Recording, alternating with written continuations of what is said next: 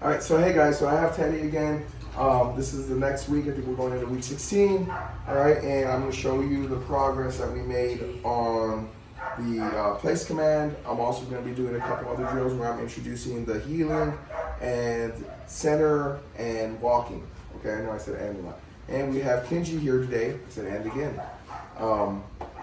And his mom. So the video is going to be mainly for them, but since I'm going to be giving it to them, I'll give it to you. Oh, he's doing a little pee right there. Oh, God. He pees a lot. There we go. All right, so first we'll start with the place command. Teddy. Yes. All right, so that's what happens is as soon as he puts the 2 paws on there, I mark and reward. Now the reason why we do this is so that he learns his rear end awareness, okay? And it's also gonna help for other things, specifically like if we start going into like French ring and things like that. So I'm gonna bring him back and I'm gonna work on him being able to pivot his rear end. Come here, Teddy. Teddy. So I'm gonna start moving, start moving, start moving. Yes, just like that. So as soon as he moved, I rewarded. One more time. Oh, let's see how nicely he's keeping his paws there. That's a lot of progress. So we'll go this way now. Yes, good. So if you remember the last video, he wasn't progressing very well with it. He could barely get on there. Oh, apparently he wants to sit on it. That's fine. All right, let them have a good time, no big deal. Remember, your pup should want to train, right? And when they're not, excited about it, then we got to try and get them excited or keep them engaged. So what does that mean in real life? That means sometimes we don't get what we want during the training sessions. That's Kenji, right? And so when that happens, we work with what they're giving us, right? So for instance, today, Kenji, he's a Shiba. So those of you that know Shibas, they're not really into getting trained. They're very aloof. They're very confident. They do their own thing. All right. So today we worked on socialization because he does have a little bit of anxiety because of some of the stuff he was exposed to when he was a pup. All right. If you're interested in what that is, you can get to it in a little bit. So just him being around Teddy is working in socialization. Him hearing Harley's barking, she wants to come out here and train. She's in there. But next, we're gonna work on the healing portion, right? And so what I do, and the way I introduce healing, I introduce it in 3 parts. Teddy, come here. So first, I lure them into the healing position. Then I'm gonna step off. This is all one part for me. Yes. Okay, so I lure them into the healing position and then I step off. I make sure that I step off with my left foot because that's going to be their physical cue. So eventually when it does happen, I'll say heel and then I'll step, right? Then you'll notice, especially if you go for competition, when I have to leave, for instance, my pup in place, what I'll do is I'll step off with my right foot and there's no physical cue, all right? So the next part, Teddy, come here, big man. Boop, boop, boop, boop, boop, boop, boop, boop. Hey, Teddy. We're gonna be walking forward, right? So as I walk forward, I'm gonna mark and reward. So maybe my camera person wants to move back a little bit. A little bit more, maybe. There we go. All right, so we're walking. Yes. And then I just let him go. And I do short distances at first.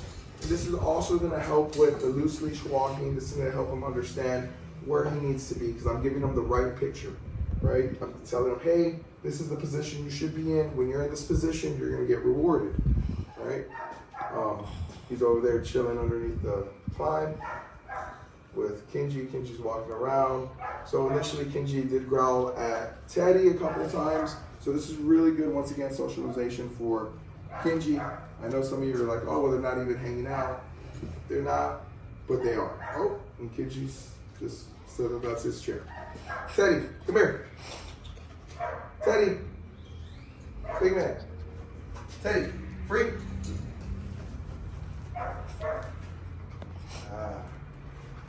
At least I know that I can always get him to do what I want when it comes to his stomach. the last part of the healing portion, okay, is this. Teddy. Oh, still chewing. Teddy. Boop, boop. Boop, boop, boop, boop. Just kidding. All right, Teddy, come on.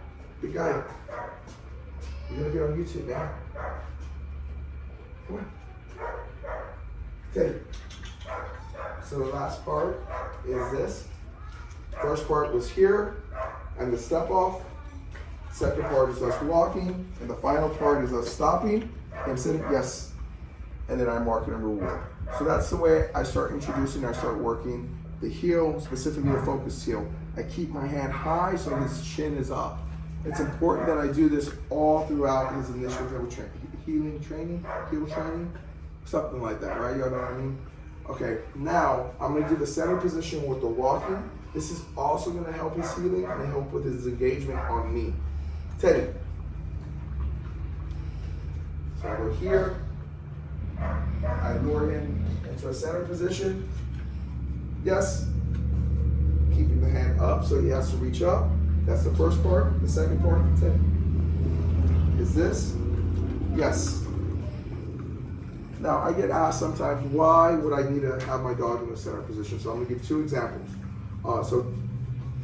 Teddy here, he is gonna be a service dog once he's fully trained. Harley's a service dog.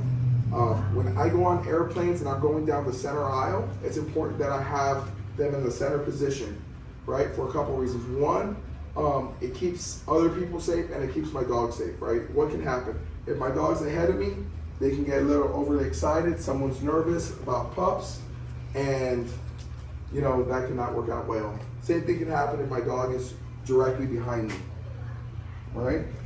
So, another example, I was recently at an art gallery. It was kind of small. They were having an event. It was packed. Oh, get them. Right? So it was packed, and what ended up happening was, oh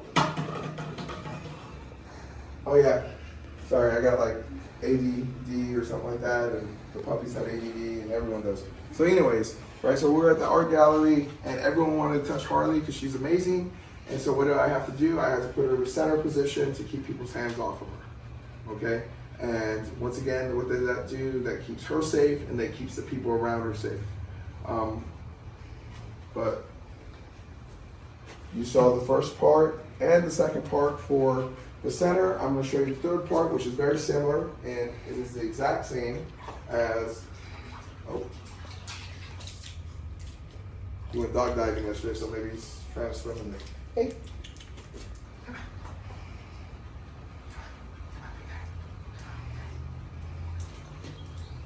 First part, second part, hey, big guy.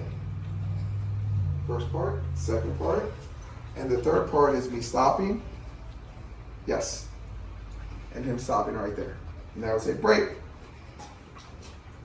place, yes, right? So I just go through these different things, and this is just a typical training session, right? When I'm trying to teach a dog, yes, how to heel, I'm teaching them about their body, how to control their rear end, things like that.